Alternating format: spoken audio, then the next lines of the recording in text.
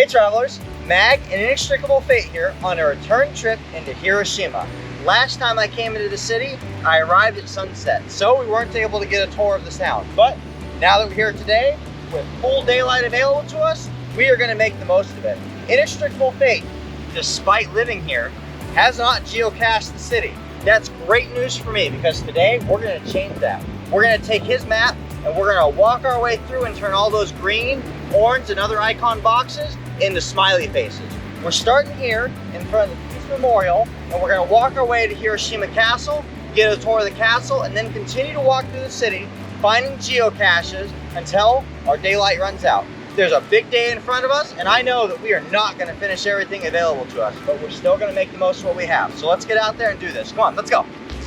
We begin our walking tour of Hiroshima on the southern edge of Peace Memorial Park in front of the Fountain of Prayer. Built in 1964 by Hiroshima Bank, this 27-meter long fountain is dedicated to the poor souls of the atomic bomb victims who died begging for water. And that is really what we'll be learning about the entirety of our time spent here geocaching around Peace Memorial Park. The horrors suffered by those who lived through the atomic bombing. The memorials dedicated to the lost, the survivors, and those who suffered the ongoing effects. The call for peace and the hopes that an event like this will never occur again.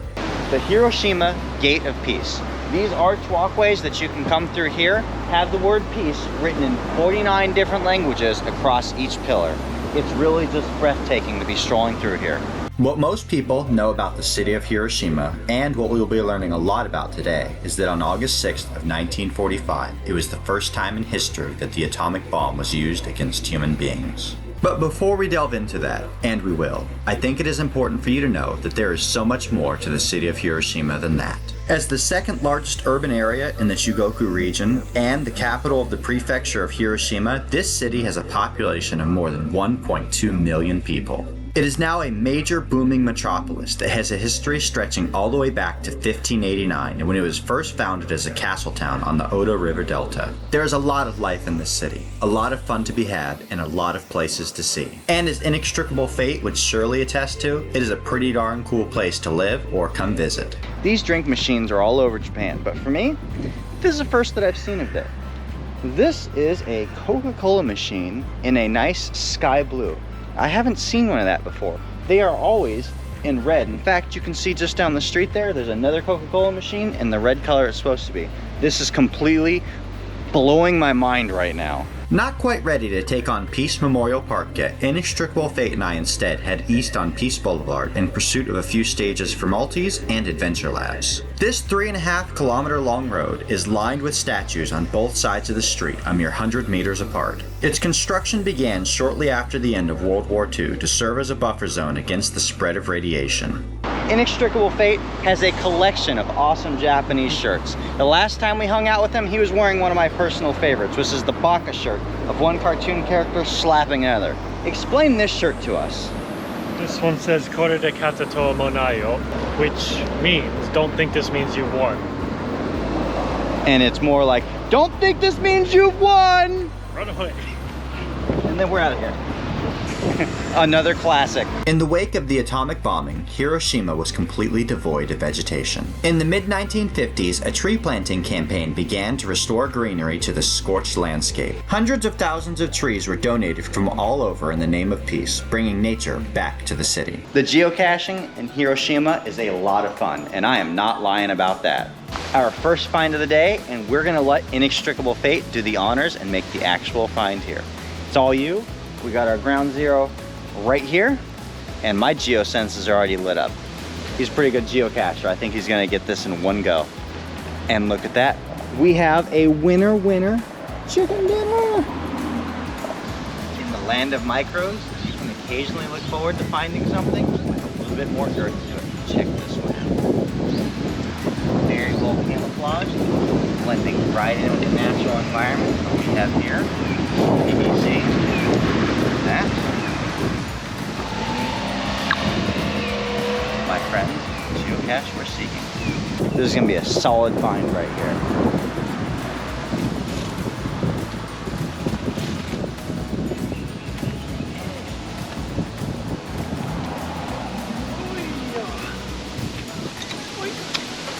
What? Inextricable Fate and I have worked simultaneously in Adventure Lab, 3 multi-caches and a multi-stage earth cache. Somehow, some way, we've kept everything balanced between the two of us. Thank goodness there's 2 of us, because me by myself, I'd still be wandering around in circles. With us, checking our math and making sure we're good, we've been able to uncover at least 1 final stage of a multi-cache. Look at that, we're in business! Yeah!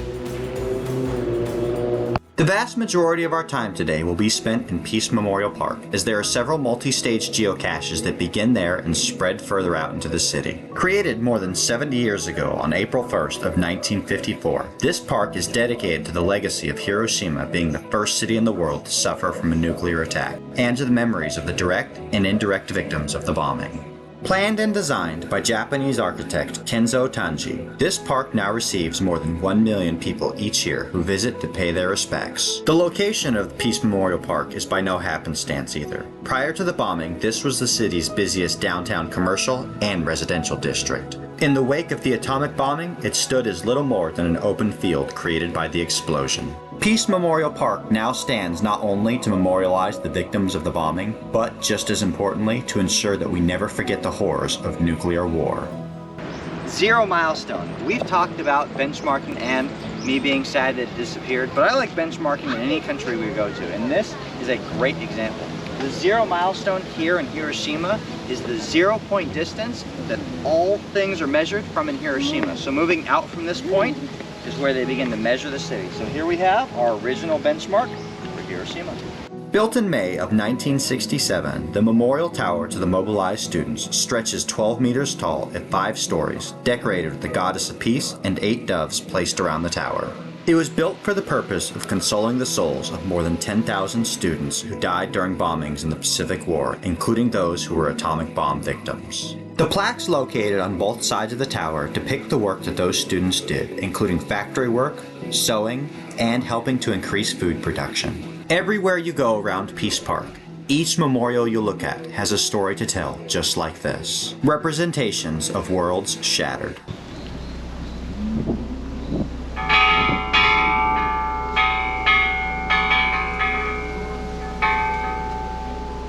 The most powerful structure to be observed anywhere in Peace Park is undoubtedly the Genbaku Dome. As the dust began to settle in the open field that would one day become Peace Memorial Park, the only structure left standing was this dome. Some have argued for it to be torn down so that the city of Hiroshima can move past this horrific event. But through the efforts of many people, it has continued to be preserved in the same state as it was immediately following the bombing. It is a powerful symbol and reminder of the destructive force that humanity is capable of. But it also serves as a lesson for the need to maintain peace so that an event like this never occurs again. We conclude our visit to Peace Memorial Park with a trip into the Hiroshima Peace Memorial Museum, where we will learn about the undeniable reality of the atomic bombing. While so many other cities in Japan had already been destroyed by air attacks during the last stages of the war, Hiroshima still stood strong. That would all change at 8:15 a.m. on the morning of August 6th, 1945. It was then that Little Boy was dropped by a B-29 bomber, Enola Gay, onto the city.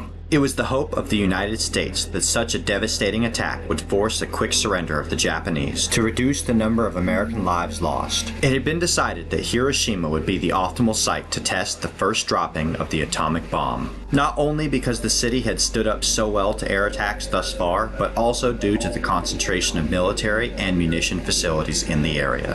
When the air siren sounded, nobody on the ground could have suspected that this bombing would be so much different than any other bombing before. Little Boy exploded with an energy equivalent to approximately 15 kilotons of TNT. It exploded with an effective radius of 1.3 kilometers, causing widespread death across the city in an instant. The explosion razed and burned about 70% of all the buildings, causing an estimated 140,000 deaths by the end of 1945. In a mere 10 seconds, the fireball from the nuclear explosion reached its maximum size, but the effects of that explosion would last for decades and span across generations.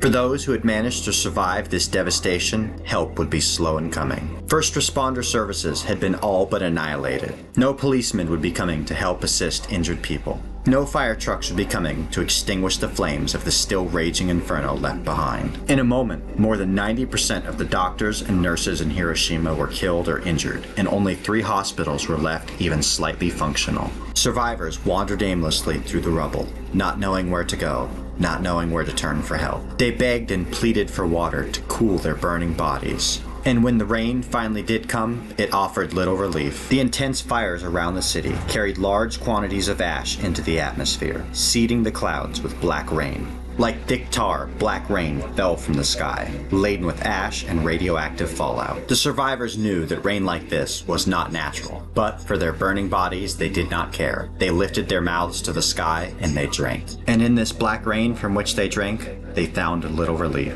Most of these survivors died soon after, never finding an ease to their suffering. For those that did manage to pull through, they would face a future filled with leukemia, cancer, and other terrible side effects of the radiation they suffered from. As soon as they were able, aid workers began to pour into the city. They provided what help they could to the survivors, many of themselves suffering from injuries and radiation sickness. And all of them knowing and accepting the mortal danger that they were putting themselves in to provide help to others. Okay, that wraps up our part of this trip through the Hiroshima Peace Park and the War Museum. And that was quite the experience. I hope you guys learned a little something along the way, and we've definitely got something to think about on the walk over to Hiroshima Castle from here. There is no way to visit the Hiroshima Peace Memorial Museum without leaving with a heavy feeling. But in that, we know we must push forward and continue to live fulfilling lives that the victims were denied. We have arrived at our ground zero, and I have a feeling I know exactly where this geocache is hidden. But we're gonna let Inextricable Fate work his magic. He is a very experienced geocacher who knows his game and has tuned to geosenses. Let's see if he can find this thing right off the bat. And look at that. Nailed it! No problem at all. Nicely done, Fate. Now making our way out of Hiroshima Peace Park toward the castle, we pass through Gate Park, opened on March 31st of 2023. This fairly new park is a very busy place, consisting of 3 rings. An outer ring which forms the green space, an inner ring of shops, and the event plaza at the center. We quickly pass through the festival being held in the middle of the event plaza in favor of going to find a few more geocaches. It may have taken a little bit of acrobatics, but we did end up making this find, and that's what counts. We began our journey today in Memorial Peace Park because that's where the concentration of multi-stage geocaches begins, with the expectations that the finals would be located somewhere outside the park. And sure enough, our expectations were met. By this point, we were able to solve for the finals of all the geocaches we had been working on throughout the day. Those locations decided our route and what we would get to see along the way. Despite this being one of the biggest cones I've ever seen in my life, somebody still failed to see this and ran into it. That's a quite impressive feat if you ask me. One of the most interesting things I learned about Hiroshima on our tour today was that it is also known as the City of Water, named for its 6 beautiful rivers flowing throughout. And although we have really only gotten to tour through the center of the city today, I have to say I completely agree with that nickname. It seemed like at all times we were crossing over bridges and enjoying the view out over one of the many rivers. All right, if you're gonna change into your super identity, where are you gonna go? Into the phone booth. Into the phone booth, he says. So into the phone booth he goes. And let's see if our super geocacher can make a super find.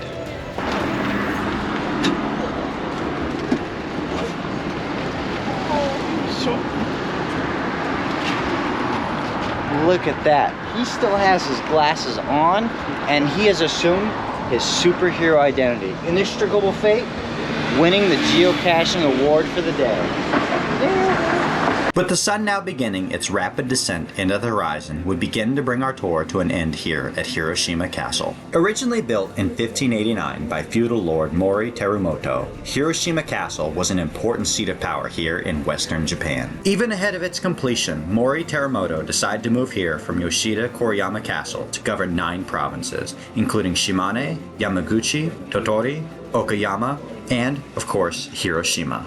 This is a great example of a castle built on a plain, rather than the ones that we've come to see so often built on the tops of hills and mountains. The original construction took a full 10 years, not seeing its completion until 1599. Its main keep consists of 5 stories, and like any good castle, it's surrounded by a moat. There was no semblance of a city in this area when construction of the castle began. Instead, there were 5 villages known as Gokamura. In the presence of its growth, a castle town began to develop around it, and Gokamura was renamed to Hiroshima. In the wake of the all-important Battle of Sekigahara in 1600, Mori was forced out of the castle, replaced by Fukushima Masanori.